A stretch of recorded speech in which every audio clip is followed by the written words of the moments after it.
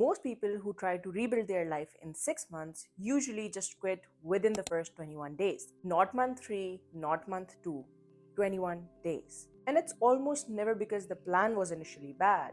It's usually because the plan didn't have any structure underneath it. I spent the last year studying what actually works when everything in your life needs attention all at once: your body, money, the thing that you're building on the side. And I found a pattern: three areas, not two, not five, three. And the order you stack them in changes everything. The reason most 6 month comeback plans collapse are not because there's no effort. The problem is that people pick wrong number of focus areas. One area and your entire identity gets wrapped around a single number: your weight, your revenue, your subscriber count, your followers, and the moment it stalls, you spiral. Five or more areas and you spread yourself so thin that nothing really compounds. So 3 is the number, it's the sweet spot. But here's the part that actually matters: these three areas are not random. You have to stack them in a specific order, and the order, it's the entire strategy. I call this the BMC framework: body, money, and craft. Stacked bottom to top for the reasons I will explain as we go. The mistake everybody makes with their bodies during a comeback is treating it like a project. 6 week shred, 30-day challenge, some intense system that demands perfection and it collapses the second life gets in the way. And I have been that person, by the way. I once color coded a meal plan so thoroughly that it looked like a NASA spreadsheet. And it lasted 9 days. 9 glorious, unsustainable days. The 6 month body comeback plan works on just one principle. And this is the one I wish someone had sat me down and explained me years ago. Fix the foundation before you optimize the output. And the foundation is just three things: sleep, protein, and movement. And in that specific order. Most people skip straight to the movement. They get a gym membership, they buy equipment, they sign up for some 5 a.m. workout accountability group, and then they try to do all of those things with just 5 hours of sleep and coffee for breakfast. And they're genuinely shocked when they crash by week 3. And honestly, who has not done this? Because I definitely have. Multiple times, and each time I blamed my discipline when the real problem was that I was trying to perform on an empty tank. And here's something that I've learned the hard way. Every time that I fell off, I treated it like a verdict, like a proof that I was not disciplined enough. But it was never really a verdict, it was just data. It was my body telling me that the system was wrong, not that I was wrong. Once you start reading the drift as an information instead of failure, the whole game starts changing. So here's how to plan the body area across 6 months. Without a gym, without a trainer, and without any single 5 a.m. alarm. Month 1 is not for transformation. Month 1 is for diagnosis. First things first, go get your blood work done. The basics plus hormones, iron, vitamin D, and B12. Here's a number that might stop you. Roughly 1 in 3 people globally have iron deficiency. 1 in 3, and I'm one of them. You could be dragging through every single day with a fixable problem that you didn't even know that exists. Then add one rule, and only one rule: 30 grams of protein at breakfast. That's just 2 eggs and a slice of bread. Or a protein shake if you're in a rush. Do not change anything else yet. Nothing, just that. Month 2 and 3, you stack one habit per month. For example, month 2 can be closing your eating window at 9 p.m. Water and herbal or green tea after 9 p.m. and nothing else. Month 3 can be half the carbs at one meal a day. Not eliminate, just half. If you normally eat 2 slices of bread, make it 1. If you eat 1 full bowl of rice, make it half. Notice what we're doing here? We're not eliminating food groups. We are not weighing every single gram of chicken we eat on the weighing scale. We are just stacking small shifts that compound. And compounding, say it with me, is the entire game. Month 4 to 6, you do not add any rules. You just add a daily walk. Indoor counts. On the phone counts. You take photos every 2 weeks and you weigh yourself every single week. Same day, same time, and same scale. The systems you built from month 1 to 3 is doing its work now. And by month 6, these habits are not just habits, they're who you are, they're a part of your personality. Now that's the kind of body change that lasts. And everything else is a costume that you will eventually take off. But here's where it gets interesting, because body alone does not fix your life, but it gives you the energy to fix everything else in your life. Which brings us to the area that most people plan completely wrong: money. And I need to be specific here because money is the area where the internet has given people the most beautiful but useless advice ever. Make more, spend less, and invest better. It sounds like a poster you would see in a bank. Here's what actually moves the money in a 6 months window. You find your highest leveraging hour of the day, the one activity in your work that produces real income, and you protect it like it's the only thing that matters. Because it kind of is, isn't it? And that's the entire game. Full stop. Most people in their 20s or 30s have a job or a side hustle or both. And somewhere inside that work, there's one activity that produces 80% of the total income. For a salesperson, it's the discovery call, not the CRM, not the admin, the actual human conversation. For a consultant, and I know this one from lived experience, it's the close. The moment where someone sitting across you decides yes or no. Everything else is just decoration. Month one will be your audit. Open a spreadsheet, nothing fancy, Google Sheet or Notes app, I don't care, and list every income generating activity you did in the past 90 days. Every call, every pitch, every product, every lead. Then mark which ones actually produced money. And you will find a brutal truth. Most of the work that you did not pay. That is normal. Welcome to the club. But here's the move that changes everything. Instead of chasing new leads, new clients, and new opportunities, you revive the ones who already know you. Old clients, old people, and old opportunities. People who said not now 6 months ago. Pull every single one of them and send them a real follow up. Not just checking in, a value add, a relevant update, something that makes them think, oh, she actually pays attention. And here's what genuinely surprised me when I first learned this. Most people stop following up after touch 2, and the data shows that 80% of the deals are closed between touch 5 and touch 12. So if you stopped at touch 2, you basically set the table, served the food, and then left the restaurant before anyone ever sat down. Months 2 and 3, you get clinical about your highest leveraging activity. Whatever it is, track everything down. Every conversation, every objection, document every deal that you lost and why. After 30 to 50 of these, patterns will emerge that you won't be able to unsee. You will learn exactly why are you losing those deals. Picture this. It's a Tuesday night. Everyone you follow on Instagram has posted their aesthetic workplace, their day in my life videos, and you are sitting there with a Google Sheet logging your 14th sales objection for the month and wondering if anybody would believe that this is what comeback looks like. Nobody is going to applaud you for this. But 6 months from now, when your income has doubled and you can trace it back to this exact spreadsheet, you will know.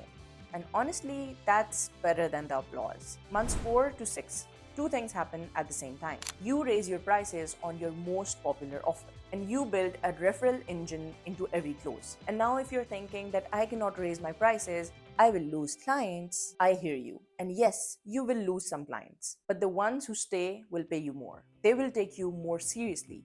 And this is the part that nobody tells you. They refer you to the people exactly like them who pay more for your exact same services. That is not a theory because I have watched this happen, which brings me to something that I genuinely think a lot. The single highest ROI hour you can spend in the money comeback is not on a cold pitch. It's not building a funnel or website redesigning. It's actually going back to the people who trusted you once and telling them that you're still here. Because not now was never a no.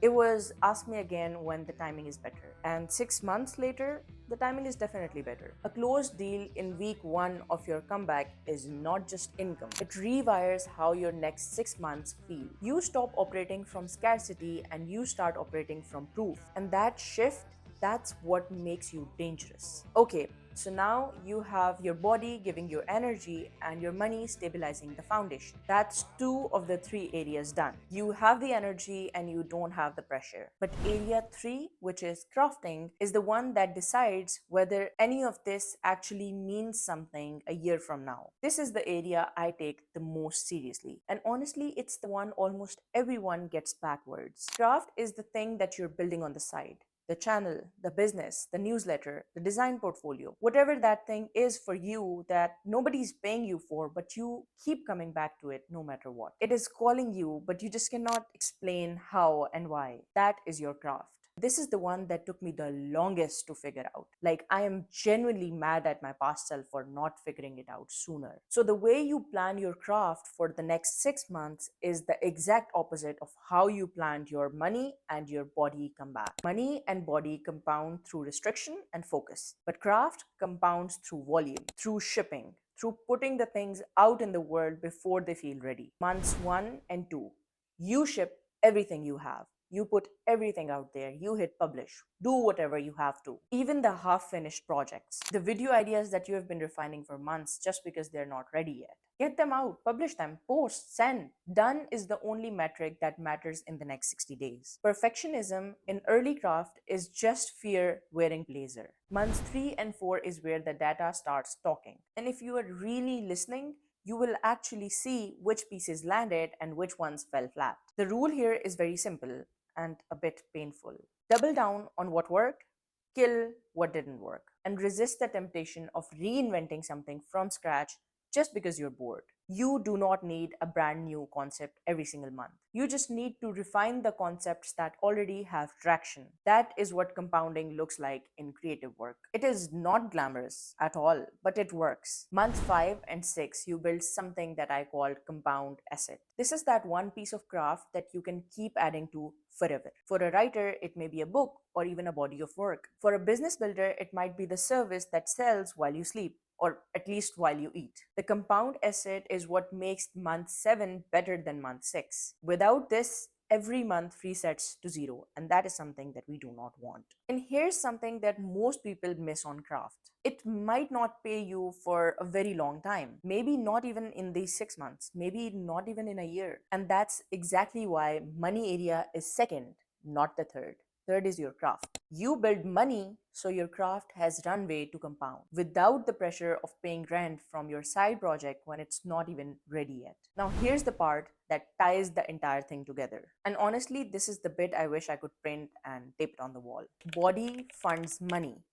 When you sleep enough, eat enough protein, and move enough, even if it's just walking, you have the energy to show up for the high leverage work that actually produces your income. Once you produce your income, your money funds your craft. When your income is stable, you stop producing short term panic decisions about your craft and about your creative work. You can choose the harder path, the slower one, the better one. And when your craft is compounding, your work stops being about survival. It starts being about contribution. And that right there is the part of the comeback that changes who you are. Skip a layer and the whole thing collapses. People who chase craft without money burn out and quit. And people who chase money without the body also break down and stop. So the order here is the strategy. Before I let you go, I just need to give you one more thing, because I would be lying if I tell you that the next 6 months would be clean and upward line, because they won't be. You will fall maybe within week 3, maybe right when things are finally working out, but something knocks you sideways. Here's a 3-step reset I keep in my back pocket, and it has saved me more times than I would like to admit. Step 1 is just noticing that you have drifted. That's it. Don't beat yourself up for it. Don't spiral for a week. Just notice that you have stopped, and that's fine. Step 2 is picking the smallest possible action in that area. Not the full routine, not the entire system. If it was body, just take one protein-rich meal. If it was money, just send one follow-up message. If it was craft, just complete one task for the day. Step 3 is do not make any decisions about quitting for the next 72 hours. 3 days, and that's the rule. Because most of the time, by day 4, you will realize that you were closer than you think. The urge to quit almost always peaks right before everything is starting to compound. So here's what you have now.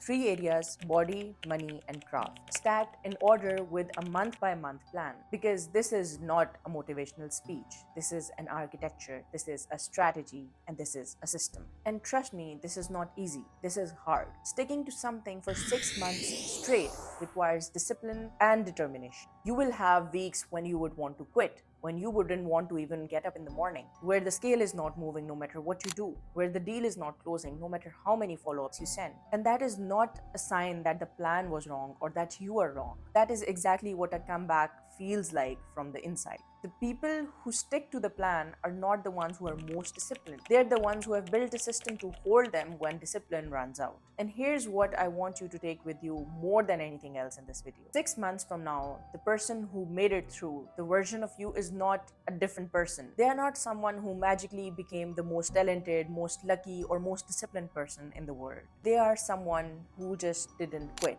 They kept returning. And that is the whole identity shift. You stop being someone who is trying to get it all together and you start being someone who just comes back every single time. I actually built a free planner for this video specifically, the Comeback Blueprint Planner. It maps out all the 3 areas across these 6 months. And it also has all the questions that you need to ask yourself at every checkpoint. The link to download it for free is in the description. And if this kind of framework is useful to you for life design, money strategy, or building the long game, subscribing means you will catch the next one. Thank you for watching, and I will see you in the next video.